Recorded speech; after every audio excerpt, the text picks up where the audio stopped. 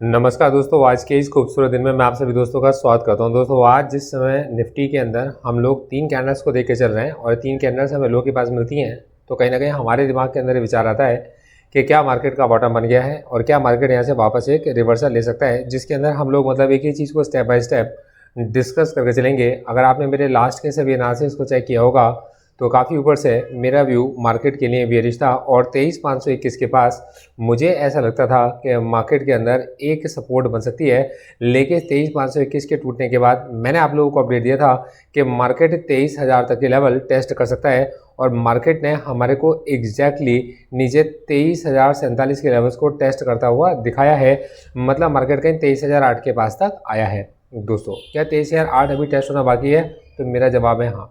क्या मार्केट में भी और गिरावट आ सकती है? तो दोस्तों, मैं इसके बारे में कुछ आपसे डिस्कस करके चलूँगा और स्टेप बाय स्टेप एक एक चीज़ जब मैं आपको समझाऊंगा तो आपको मेरे पॉइंट्स के साथ हर चीज़ समझ में आनी शुरू हो जाएगी। देखो दोस्तों, अभी भी सबसे पहले हमें समझना चाहिए कि मार्केट के नीचे ये जो गिरावट थी एक बड़े कंसोलिडेशन के बाद हुई है। मतलब हमारे को ना, हम हमेशा ये देख कर चलते हैं कि आज मार्केट गिर गया या आज मार्केट तेज़ी से हो गया।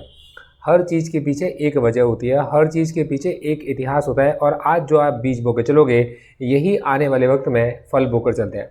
दोस्तों, ये स्टॉक मार्केट की ब्यूटी है। जब तक आपके पास में हाई के पास लोग अपना प्रॉफिट बुक नहीं करेंगे, स्पेस नहीं बनेगा नए लोगों के एंट्री लेने का, और नीचे आपके पास में एंट्री लेना इतना आसान होता नहीं है। मार्केट में एंट्री हमेशा लोग चढ़ते मार्केट में ले पाते हैं। ठीक है, अब जरा समझाता हूँ आपको। देखो दोस्तों, ये एक बड़ा कंसोलिडेशन हुआ। बड़े कंसोलिडेशन का मतलब था कि यहाँ पर एक बड़ी बाइंग आई होगी। देखो ध्यान से समझिए, एक ही स्टेप बाय स्टेप समझाऊंगा कि ये एक बड़ा कंसोलिडेशन चला और बड़े कंसोलिडेशन का सीधा सीधा मतलब था मार्केट में बड़ी बाइंग आई होगी। और मार्केट में बड़ी बाइंग कब आई होगी आपके इसमें? एक हमें देख रहे हैं काफ़ी बड़ी कैंडल हमारे को 6 जनवरी की बनती हुई दिखाई देती है। इसके बाद हम मार्केट के अंदर देखते हैं कि ये जो कैंडल थी जहाँ ने एक सपोर्ट लिया, 13 जनवरी की एक कैंडल बनती है। 14 जनवरी को ये डोजी बन जाती है और आज अगर आप 15 तारीख को देखेंगे तो यहाँ पर एक हैमर हमारे को बनता हुआ दिखाई देता है।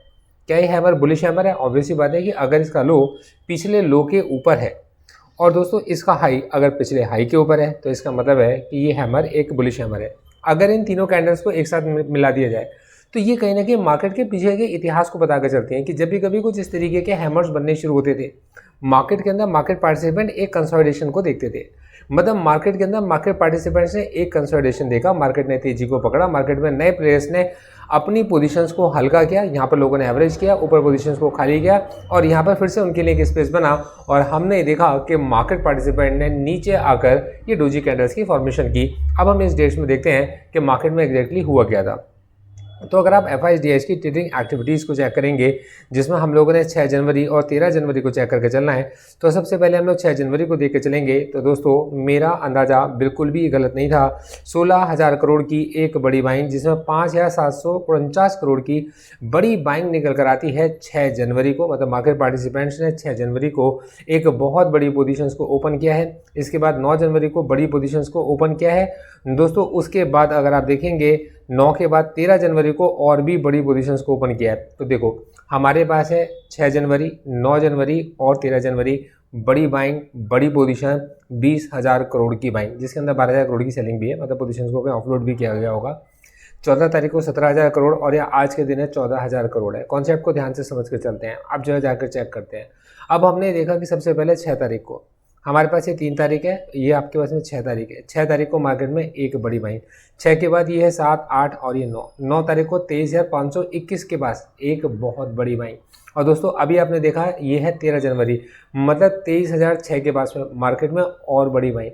मतलब कहने का ये कि जो लेवल्स मैंने आप लोगों के साथ में शेयर किए हैं, मार्केट के अंदर बड़े प्लेयर्स, मार्केट के अंदर बड़े ट्रेडर्स या प्रोफेशनल ट्रेडर्स या स्मार्ट ट्रेडर्स भी कहीं ना कहीं इन्हीं लेवल्स के पास एक्टिव होते हुए हमें दिखाई दे रहे हैं। तो दोस्तों इसका मतलब पहली बात तो मार्केट इन लेवल्स को बखूबी रिस्पेक्ट कर रहा है, क्योंकि लेवल्स यही होते हैं जिस जगह पर बड़ी ट्रेडिंग एक्टिविटीज़ को ऑब्जर्व किया जाए। तो दोस्तों ये लेवल्स आप लोगों के सामने है। ये कॉन्सेप्ट आपकी समझ में आ गया।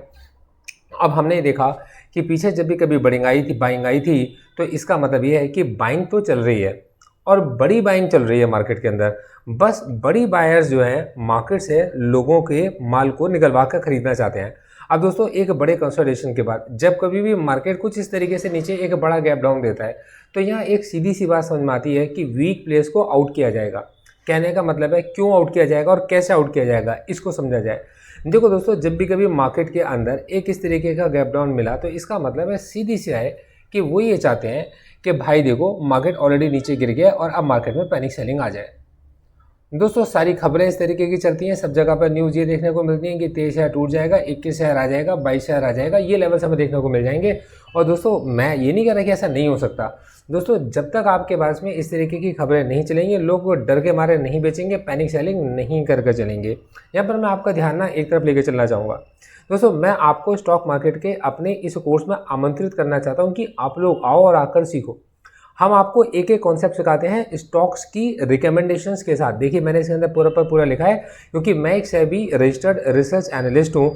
मैं आपके साथ में अपनी स्टॉक रिकमेंडेशंस शेयर कर सकता हूँ और वहाँ पर मैं आपको विद रैशनल शेयर करता हूँ। यहाँ पर मैं आपको समझा कर चलूँगा कि इस स्टॉक को अगर हम सेलेक्ट करके चलें, इनके पीछे के रैशनल्स हैं क्या रीजंस हैं और किस किस जगह पर हमें इनको एक्यूमुलेट करना चाहिए। उसी तरीके के लेवल्स में आप लोगों को समझा कर चलूँगा, जो लेवल्स हमें मार्केट के अंदर देखने को मिलते हैं कि इन लेवल्स के पास मार्केट के अंदर बड़ी बाइंग आई है, तो किस तरीके के स्टॉक्स में बाइंग आई होगी जिन्होंने मार्केट में इंडाइसिस को सपोर्ट किया होगा या मार्केट के ट्रेंड से अगेंस्ट भी चल रहे होंगे। एक एक चीज़ मैं आपको सिखा कर चलता हूँ, मेरे साथ आप जुड़ सकते हैं।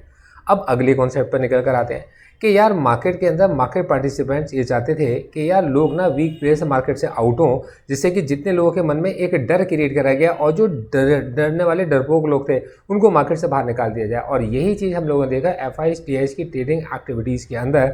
मार्केट में 43,865 करोड़ की बड़ी बाइंग है, लेकिन आज मन में एक डर पैदा होता है। डर कैसे पैदा होता है दोस्तों? 38,916 करोड़ की केवल 5,000 करोड़ का बीच का गैप रह गया है और यहाँ पर जो सेलिंग है एफआईज की इतनी एग्रेसिव होती चली जा रही है कि वो डीआईज के बाइंग को जस्ट मिलने ही वाली है या इनसे आगे निकलने वाली है। तो यहाँ पर मार्केट में अब ये बात जो बनती है कि यार मार्केट जो है हो सकता है 23,006 के इस लेवल को टेस्ट करे, और ऐसा तब होगा जब एफआईज की सेलिंग डीआईज की बाइंग के या तो टोटल बाइंग के या तो जस्ट बराबर हो जाएगी या उससे थोड़ा आगे निकल जाएगी। अगर ऐसा होता है तो दोस्तों उस जगह पर 23,000 का लेवल टूट सकता है। लेकिन अगर ऐसा नहीं होता तो जैसे कि हम लोग देख रहे हैं कि मार्केट में वीक प्लेयर्स को बाहर निकालकर मार्केट में नई पोजीशंस बननी शुरू हुई हैं और ये तीनों की तीनों कैंडल्स ही बुलिश कैंडल हैं। तो ये पूरा पैटर्न अगर आप देख के चलोगे, इसको अबैंडन बेबी पैटर्न बोलते हैं। दोस्तों अगर मार्केट 23,521 तक वापस से रिकवर हो गया तो दोस्तों मेरा व्यू मार्केट के लिए बहुत ज़बरदस्त बुलिश हो जाएगा। दोस्तों बहुत बड़ी रेंज है, 23,000 से 23,521, 23,213 के पास मार्केट अभी पहुंच चुका है। एक बार देखते हैं ग्लोबल मार्केट क्या कर रहा है। अगर आप ग्लोबल मार्केट को देखकर चलेंगे तो आज 731 पॉइंट की डाउ जोन्स ने हमें रैली दिखा दी है। दोस्तों यहीं पर अगर आप देखेंगे सारे के सारे मार्केट ग्रीन हो गए हैं और गिफ्ट निफ्टी हमारे को 23,400 के लेवल से हमें दिखाकर चल रहा है, जिसमें 23,420 का हाई मारकर गिफ्ट निफ्टी आया है। तो दोस्तों क्या आपको लगता है अभी भी कि मैं अगर आपको 23,521 के लेवल के बारे में बात कर रहा हूँ तो ये बातें मैं आपसे हवा में कर रहा हूँ? क्या ये पॉसिबिलिटीज़ नहीं है? क्या 23,521 निकल कर नहीं आ सकता?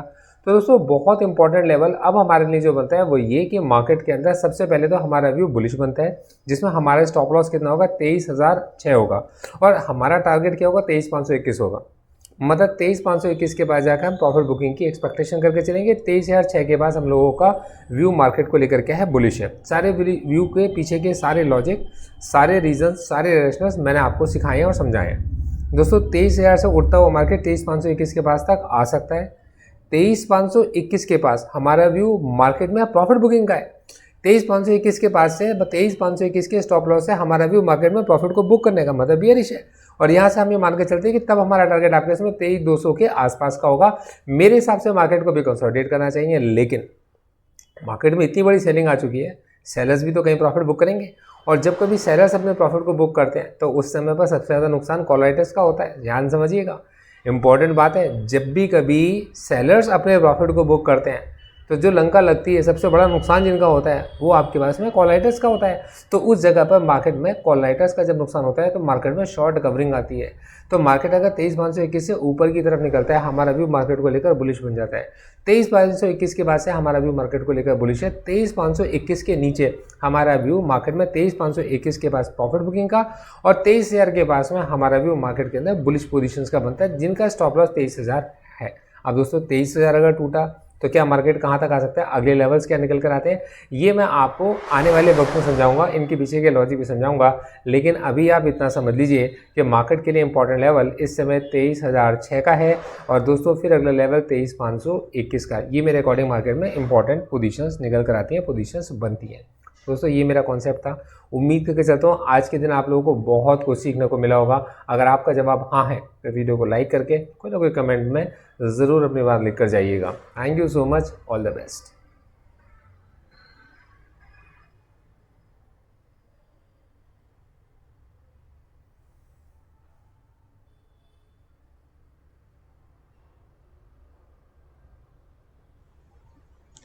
Investment in securities market are subject to market risk. Read all the related documents carefully before investing. The securities quoted are for illustration only and are not recommendatory. Registration granted by SEBI, membership of BASL in case of investment advisors, and certification from NISM in no way guarantee performance of the intermediary or provide any assurance of returns to investors. All disclaimers can be read on gauravsir.in. आप सभी disclaimers को gauravsir.in website पर read कर सकते हैं। Thank you so much, आगे बढ़ते हैं। All the best.